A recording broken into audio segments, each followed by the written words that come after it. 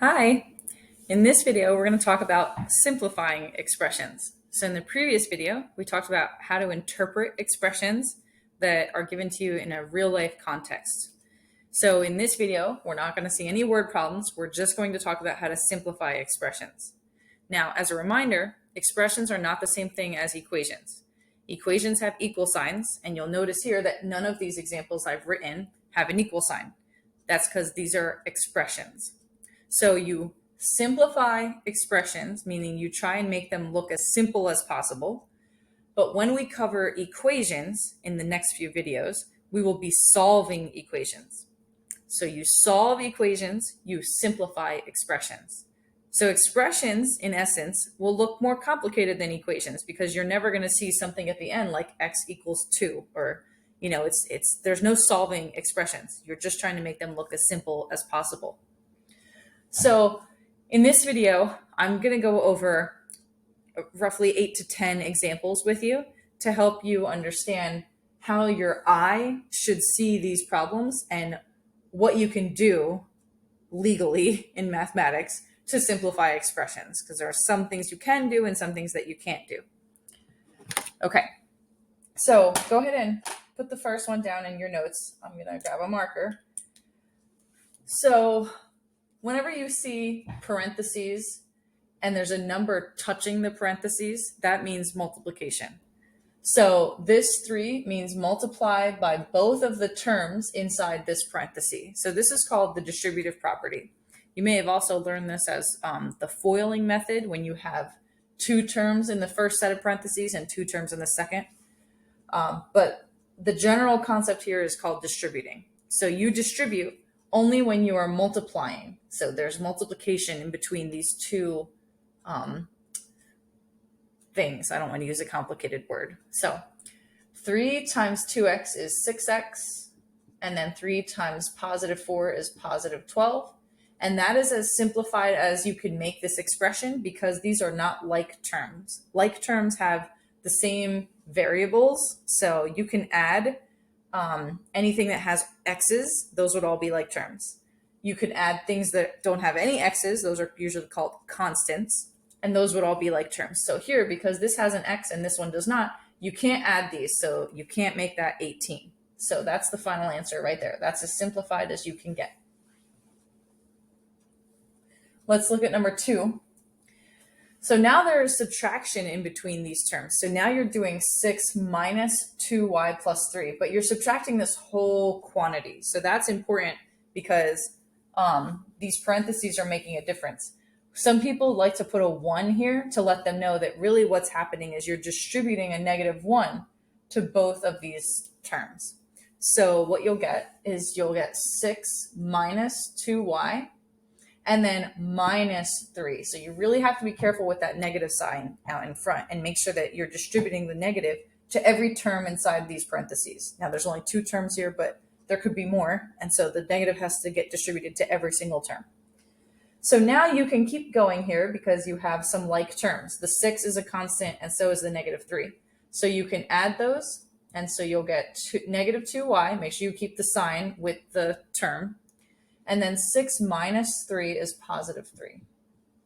So that's your final answer. You can't simplify any further because there's no more like terms. Why don't you try number 3? So this is multiplication again.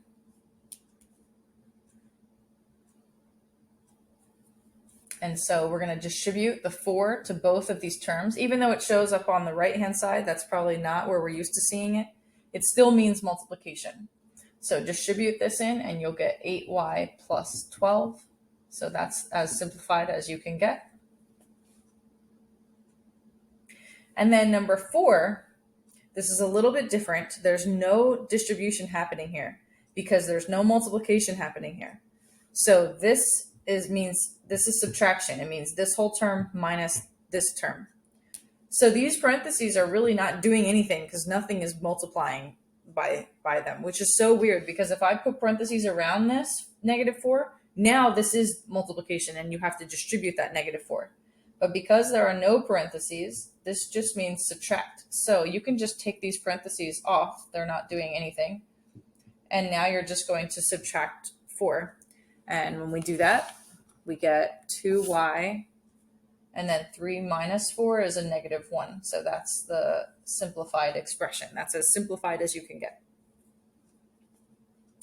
This was always really tricky for me as a student, trying to figure out, like, how come this means multiply here, but then this doesn't? And it's because of this minus sign, because of the sign in between. If there's no sign in between, it automatically means a dot. It automatically means multiply. Okay. So there was 4 examples. So I'm going to erase these, and then I'm going to put up more examples. So let me get it again. I'm trying to think, do I really want to erase these? I would rather you see them all. So I'm just going to try and write on the right-hand side. So let's try and put a divider here so that, all right, so there was 4. So here's number 5. We've got 2y, 3, and negative 4. And then here's number 6.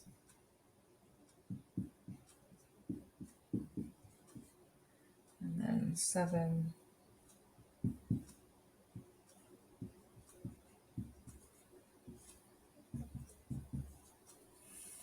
Okay, and then 8. 8, we're probably going to need more room.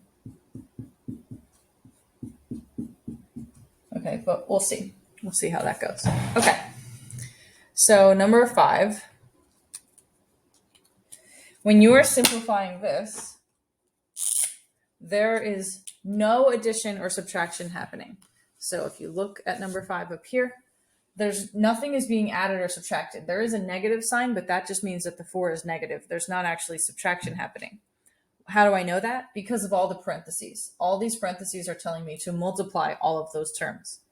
If there's no addition or subtraction going on, like there is here, then you don't have to distribute anything. So we distribute here when you're multiplying and you see 2 terms that are adding or subtracting. You don't distribute here. This is just, everything just gets multiplied. Like, just if I said multiply 2 times 3 times negative 4, then you would just do that. You would just multiply 2 times 3 is 6, 6 times 4 is negative 24, and then the y is still there because you're multiplying by y. So there's no distributing unless you have addition or subtraction in between 2 or more terms. Number 6, this has subtraction. So see the subtraction here? So now because this has subtraction, you do have to distribute. And because there's multiplication right here. So you only distribute when you're multiplying and when you've got addition or subtraction involved inside the parentheses. So go ahead and try number 6 now. Simplify that expression. Okay, so I'm going to distribute this negative 4 to both terms. So I've got negative 4x, and then negative 4 times negative 10 is positive 40. And I can't simplify any further because those are not like terms. So that's it.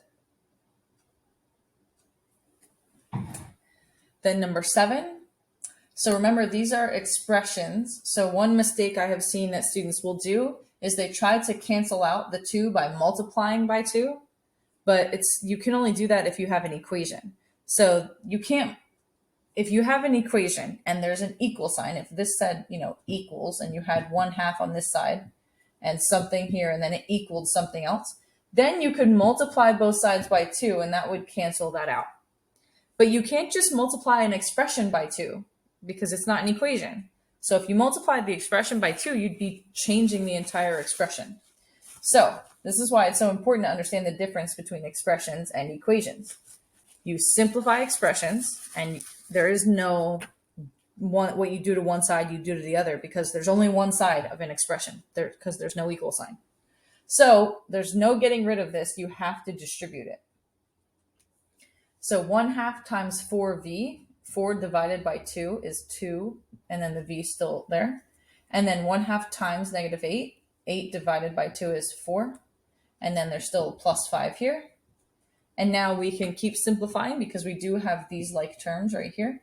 So we get 2v and then plus 1. And that's as simplified as we can get that. And then number 8, the last one says x plus 5 times x minus 5. So now this is an example of where you're multiplying. See how there's 2 parentheses in there? They're touching, so that's multiplication. And because you have addition or subtraction, in this case you have both, involved, you do have to distribute. Now this is a more complicated way that you need to distribute because there are 2 terms here and there's also 2 terms here. We call these binomials. Bi means 2. So this is a binomial and this is a binomial. So you're multiplying 2 binomials. That means you're going to end up with 4 terms down here. Okay, so let's go ahead and distribute this. Some of you may have learned this as FOIL. I didn't really learn it as FOIL. I was very confused by that word. I thought we were talking about cooking foil when I was in school.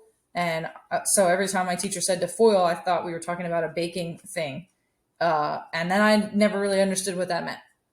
I only came to learn later that FOIL was an acronym that stood for something like first, outer, inner, last, or something like that. But so you can tell, like, I really don't know what FOIL even means. So I don't use that. So what I do instead is I just remind myself that every term in here has to be multiplied by every term in here. It doesn't matter what order you do it, but this x has to be multiplied by this x and this negative 5. And this 5 has to be multiplied by this x and this negative 5. That's how I know you're going to have 4 terms. All right, so here we go. X times x is x squared. X times negative 5 is negative 5x. 5 times x is positive 5x. And then 5 times negative 5 is negative 25. So there's the 4 terms as I promised. And now we simplify. The x squared can't be simplified because there are no other x squared terms. Negative 5x plus 5x ends up being 0x, so then we don't even have to write that because 0 times anything is 0. And then we still have the minus 25. So this is as simplified as you could get that expression to be.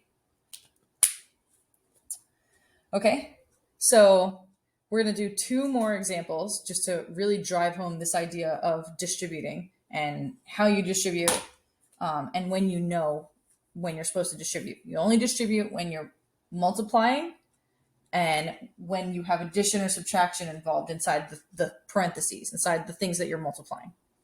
Okay, so I'm going to erase everything on the board and then put up 2 final examples. Okay, so here are the last 2 examples. So in this example, whenever you see a binomial squared or any polynomial squared, it's a good idea to write this out as 2y minus 6 times 2y minus 6, because then you can see that you need to be distributing, or foiling if you prefer that term. You can't just distribute this exponent, in other words. That's illegal. You can't do that in math. So if you write it out, because you know that squared means multiplied by itself twice, then you can see that this is a binomial times a binomial and it's multiplication, so we have to distribute. So we're going to distribute 2y times 2y is 4y squared. 2y times 6 is negative 12y. 6 times 2y, again, is negative 12y. And negative 6 times negative 6 is positive 36. There's the 4 terms that I expected to see. Now we're going to simplify. The 4y squared just stays. There's no other y squared to add or subtract. These are the same. So this becomes negative 24y. And then the constant just stays out there because there's no other constants. So that's as simplified as you can get that expression. And in this final example, now you have a binomial multiplying by a trinomial. So there's 2 terms here, there's 3 terms here. Again, this is why I didn't understand FOIL, because FOIL seems to only work when you have a binomial and a binomial, like this example. So if you think about the concept of distributing and you use the strategy I said, which is every term inside this set of parentheses has to multiply by every term inside of this set of parentheses, then I know, because there's 2 terms here and 3 here, then I should end up with 6 total terms before I simplify them. Okay, so pause your video now. Go ahead and try to do that multiplication out and simplify, and then come back when you're ready. Okay, so I like using these rainbows, so I'm going to use them. So the 3x times x is 3x squared. 3x squared. 3x times 2 is negative 6x. And 3x times 3y is 3 times 3 is 9. And then the x and the y just stay. So we've got that so far. Now the 4 has to multiply by everything inside here. So 4 times x is 4x. 4 times 2 is negative 8. And then 4 times 3y is positive 12y. I kind of ran out of room there, but. And so now we're going to add all of the like terms. So there's no other x squared term, so that just stays 3x squared. There's an x here and an x here. So negative 6 plus 4 is negative 2x. There's an xy here, but there's no other xy term. There's a constant here, but there's no other constant, so that just stays negative 8. And there's a y here, but I don't see any other thing that only has y. So the only thing that we were able to simplify was the x terms that were right here, the 6x and the 4x. So this is as simplified as you can get that expression. So that is the final answer, and you could have written these in any order. You could have the 9xy first, and then plus 3x squared, etc. As long as you have all those terms with the correct signs for each term, then your answer would be correct in any order that you write it. Okay, so I hope this was helpful to see 10 different examples of how you would simplify expressions. For the most part, these are not highly complicated expressions. So if you have to take a future math class, you would see much more complicated looking expressions in like an algebra class or a pre-calculus class. You would see things that might have fractions where you're dividing because you're a fraction and you're canceling out complicated looking things.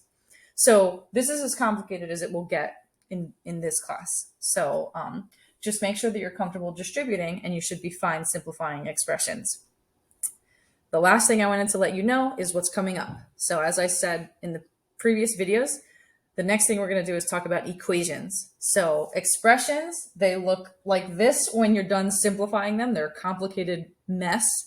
Equations, you're actually solving for the variable. So when you finish solving an equation, it should say like x equals a number, or it might say no solution, or it might say x is an infinite amount of numbers, something like that. But you're actually finding an answer. Whereas here you're just simplifying. So your answers will still look like complicated, long expressions. Okay, and we will set it up the same way for equations. So we'll talk about how to interpret equations, and then we'll talk about how to solve equations.